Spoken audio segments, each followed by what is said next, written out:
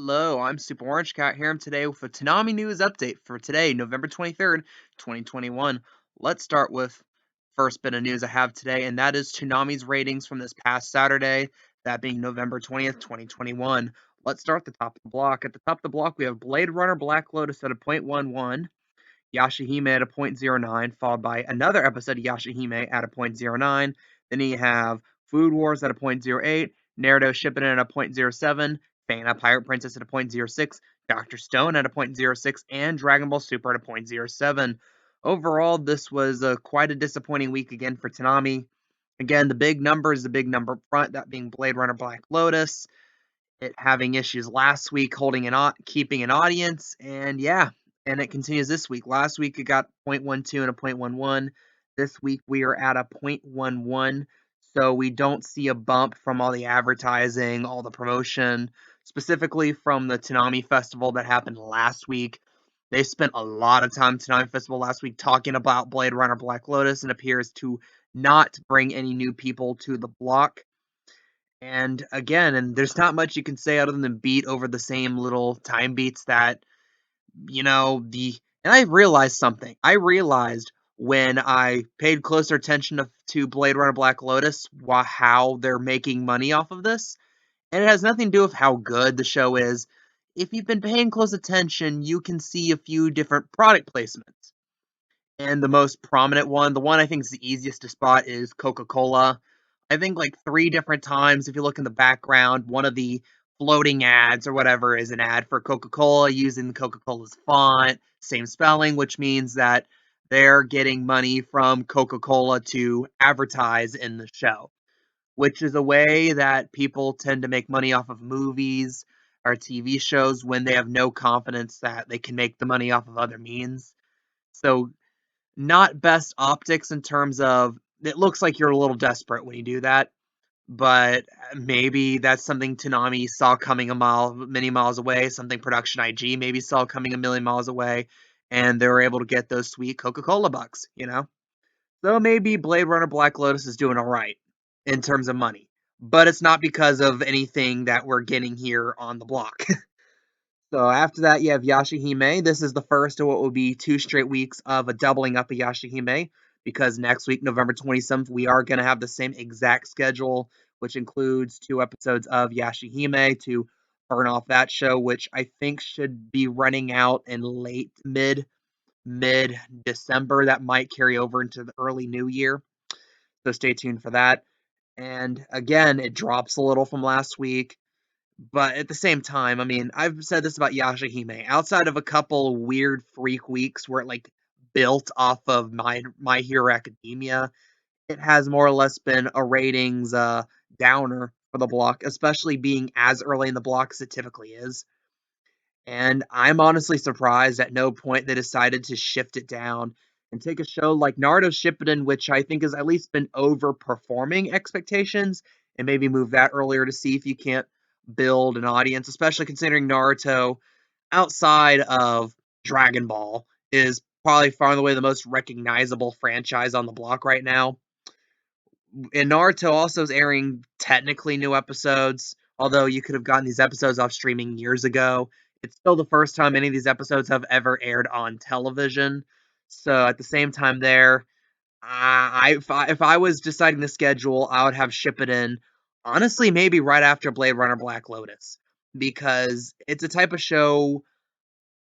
There's not many things that you can really put after Blade Runner Black Lotus and keep up the atmosphere, because it's atmospherically so much different from the rest of the block.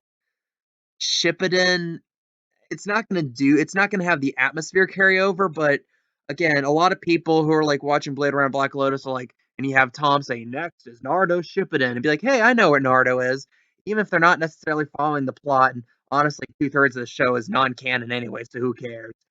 They will be like, hey, I know what Naruto is, and they'll just keep the channel on, keep it on Adult Swim, keep it on Cartoon Network, and maybe you get more people that way. But again, there's not that many answers. And then after that, the rest of the block is kind of a drag to talk about. Food Wars is down a little bit, Shippuden's down a little bit, Fana's down a little bit, Dr. Stone Wars is down a little bit, Dragon Ball Super's down a little bit, and it'll be kind of beating the same bush over and over again to talk about them. But again, if I was making the show schedule, I would have ship it in early on the block. And again, that raises questions. I already mentioned next week's schedule is the exact same with the Yashihime double up. But you're talking about afterwards, we're thinking about December 4th. What's going to be the schedule December 4th? Well, that's an interesting question because we don't know yet. I checked a few minutes ago and there's been no announcement regarding it to this point. Would not be surprised if as soon as tomorrow we get some type of indication. Best case scenario is we get a new show announcement or we get a show back on the block. Most notably, something like Assassination Classroom getting named to re-enter the block would be a good scenario. Something like Jujutsu Kaisen, which personally I've kind of given up hope on airing on Toonami. If that somehow gets announced to be on the block, that would work too. Because again, we're still probably months away from getting the final bit of Attack on Titan. We're months away from getting the season 2 of Demon Slayer, probably.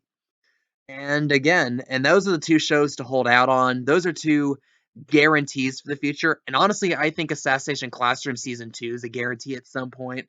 Question is a matter of when rather than if. And I've also heard people talk about Megalobox Season 2. I've kind of forgotten about it, but again, we got Megalobox Season 1 on the block, so maybe at some point we get Megalobox Season 2 as like a filler, especially if they can somehow get it cheap. I think Toonami would be willing to throw that in like at a 2 o'clock or 1:30 slot. And again, the sky, a lot of things could be done, but they're not necessarily obvious splashy moves. Like it's not like we have another season of My Hero Academia waiting to get thrown on the block right now. We have to wait for that, because have they announced season 6 of My Hero Academia? I feel like that probably should have been announced by now, but I haven't picked up on it if they have. So forgive me for that. And the other bit of news, not really news, but again, I'm just going to quickly give up some of my thoughts on episode 3 of Blade Runner Black Lotus, which I watched. It's a weird episode to analyze because it is basically just one large plot exposition dump. Like 2/3 of the episode are people sitting around talking, and one upside of that is the fact that you're not going to have any of the weirder, uncanny movements. So, from that regard, I'll say the animation was a step better in this episode. We never really touched that uncanny valley like we did, I thought, in the first couple episodes a time or two. But one thing I'm struggling with the show is the plot. What's the plot actually supposed to be? Like, we had a few threads thrown out in the beginning that possibly could lead us to the plot. Like, first off, who is L? What is L?